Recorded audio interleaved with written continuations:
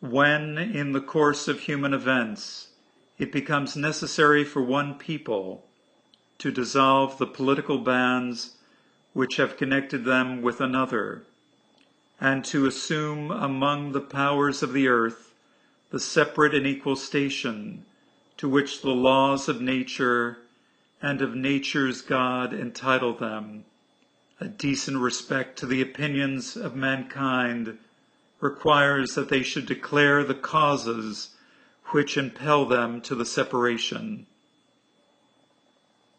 We hold these truths to be self-evident, that all men are created equal,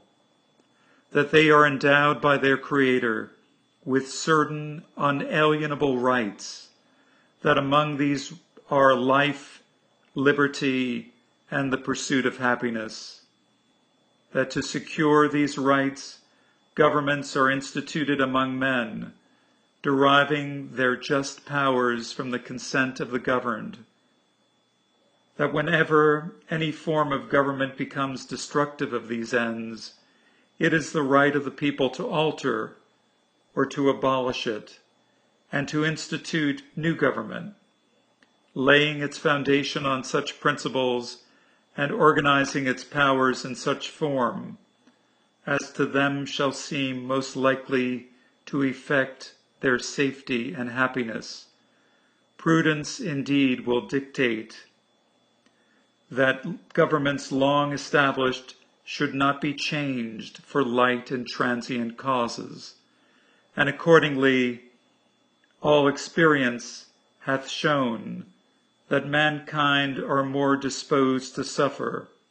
while evils are sufferable, than to right themselves by abolishing the forms to which they are accustomed. But when a long train of abuses and usurpations, pursuing invariably the same object, evinces a design to reduce them under absolute despotism, it is their right, it is their duty to throw off such government and to provide new guards for their future security. Such has been the patient sufferance of these colonies, and such is now the necessity which constrains them to alter their former systems of government. The history of the present King of Great Britain is a history of repeated injuries and usurpations, all having in direct object the establishment of an absolute tyranny over these states. To prove this, let facts be submitted to a candid world. He has refused his assent to laws, the most wholesome and necessary for the public good. He has forbidden his governors to pass laws of immediate and pressing importance, unless suspended in their operation till his assent should be obtained, and when so suspended, he has utterly neglected to attend to them. He has refused to pass other laws for the accommodation of large districts of people, unless those people would relinquish the right of representation in the legislature, a right inestimable to them and formidable to tyrants only. He has called together legislative bodies at places unusual, uncomfortable, and distant from the depository of their public records, for the sole purpose of fatiguing them into compliance with his measures. He has dissolved representative houses repeatedly for opposing with manly firmness his invasions on the rights of the people. He has refused for a long time after such dissolutions to cause others to be elected, whereby the legislative powers, incapable of annihilation, have returned to the people at large for their exercise, the state remaining in the meantime exposed to all the dangers of invasion from without and convulsions from within. He has endeavored to prevent the population of these states for that purpose obstructing the laws for naturalization of foreigners, refusing to pass others to encourage their migrations hither, and raising the conditions of new appropriations of land. He has obstructed the administration of justice by refusing his assent to laws for establishing judiciary powers. He has made judges dependent on his will alone for the tenure of their offices and the amount and payment of their salaries. He has erected a multitude of new offices and sent hither swarms of officers to harass our people and eat out their substance. He has kept among us, in times of peace, standing armies without the consent of our legislatures. He has effected to render the military independent of and superior to the civil power. He has combined with others to subject us to a jurisdiction foreign to our Constitution and unacknowledged by our laws, giving his assent to their acts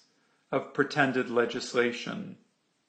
for quartering large bodies of armed troops among us, for protecting them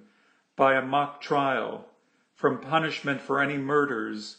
which they should commit on inhabitants of these states, for cutting off our trade with all parts of the world, for imposing taxes on us without our consent, for depriving us in many cases of the benefits of trial by jury, for transporting us beyond seas to be tried for pretended offenses, for abolishing the free system of English laws in a neighboring province, establishing therein an arbitrary government and enlarging its boundaries, so as to render it at once an example and fit instrument for introducing the same absolute rule into these colonies, for taking away our charters, abolishing our most valuable laws, and altering fundamentally the forms of our governments, for suspending our own legislatures and declaring them invested with power to legislate for us in all cases whatsoever. He has abdicated government here by declaring us out of his protection and waging war against us. He has plundered our seas, ravaged our coasts, burnt our towns, and destroyed the lives of our people. He is at this time transporting large armies of foreign mercenaries to complete the works of death, desolation, and tyranny already begun with circumstances of cruelty and perfidy, scarcely paralleled in the most barbarous ages and totally unworthy of the head of a civilized nation. He has constrained our fellow citizens taken captive on the high seas to bear arms against their own country, to become the executioners of their friends and brethren, or to fall themselves by their hands. He has excited domestic insurrections amongst us, and has endeavored to bring on the inhabitants of our frontiers the merciless Indian savages, whose known rule of warfare is an undistinguished destruction of all ages, sexes, and conditions. In every stage of these oppressions we have petitioned for redress in the most humble terms. Our repeated petitions have been answered only by repeated injuries. A prince, whose character is thus marked by every act which may define a tyrant, is unfit to be the ruler of a free people. Nor have we been wanting in attentions to our British brethren. We have warned them from time to time of attempts by their legislature to extend an unwarrantable jurisdiction over us. We have reminded them of the circumstances of our emigration and settlement here.